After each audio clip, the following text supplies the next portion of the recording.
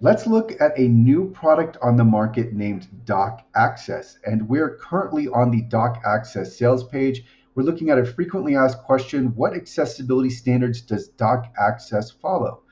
DocAccess fully adheres to WCAG 2.1 AA, ensuring compliance with Section 508, the ADA, and the latest DOJ ruling 28 CFR Part 35. And that's in reference to the relatively new ADA Title II web rule, which I will tab to now. We're on the Code of Federal Regulations website, and we're looking at the official documentation for the ADA Title II web rule.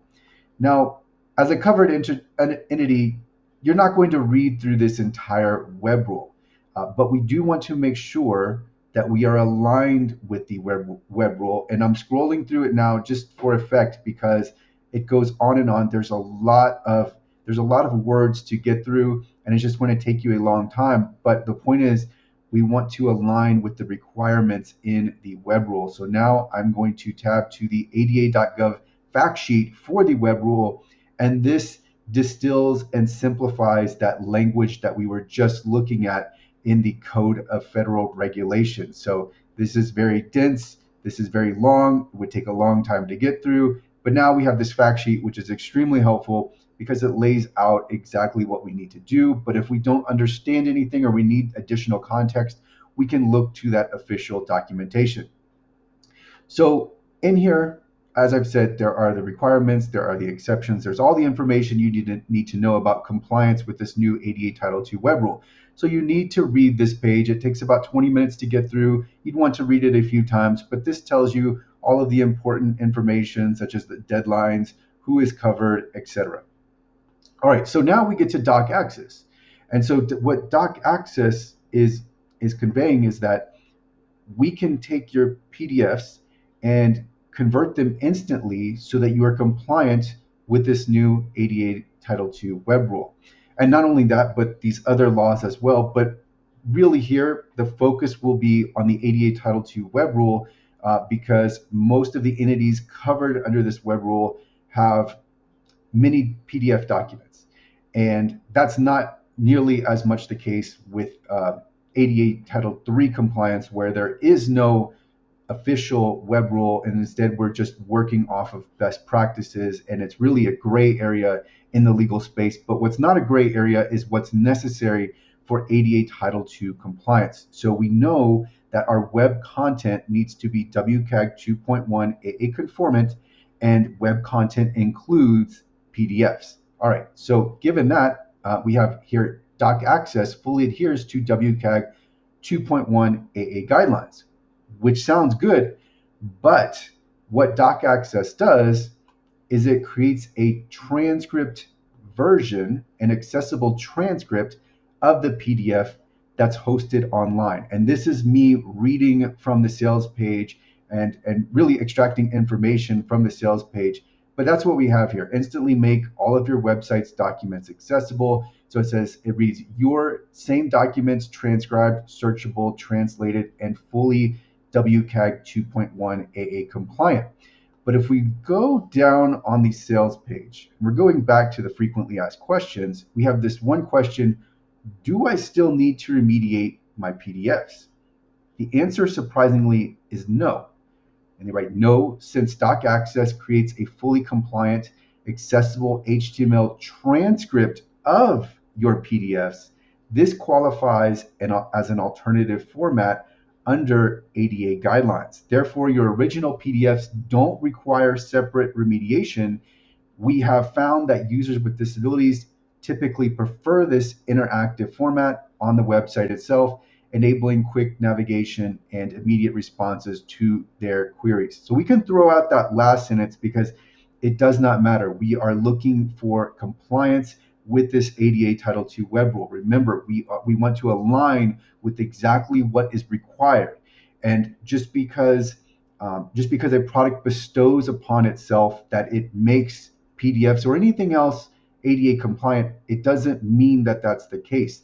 Just because they've unilaterally interpreted the ADA as such, that doesn't make it the case. So I'm going to tab now back to the ADA Title II web rule so that we can look at the simplified rules here.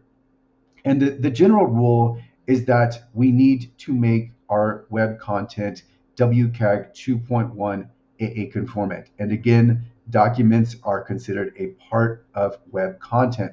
So it's very simple and straightforward. We need to make sure that our PDFs are WCAG 2.1 AA conformant.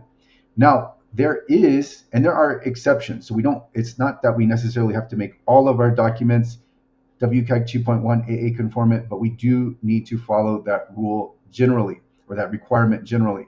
So I'm going to scroll down, and then we have a section, use of conforming alternate versions. So here's where our focus is when it comes to DocAccess, because remember, DocAccess is going to give us a transcript of our PDF that's hosted online.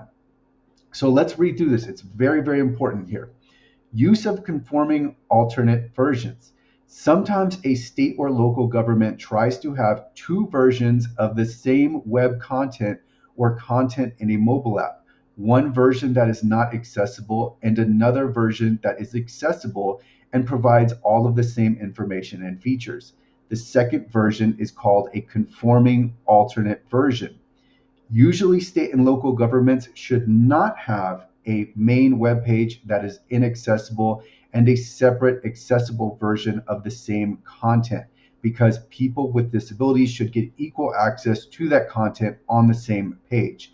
Under the rule, state and local governments may use conforming alternate versions of as an alternative to inaccessible content only in very limited circumstances. State and local governments are allowed to do this only when there is a technical or legal limitation that prevents inaccessible web content or mobile apps from being made accessible. So you can see here the only opening for use of an alternative is when there is a technical or legal limitation that's going to prevent making the content accessible, from making the content WCAG 2.1 AA conformant.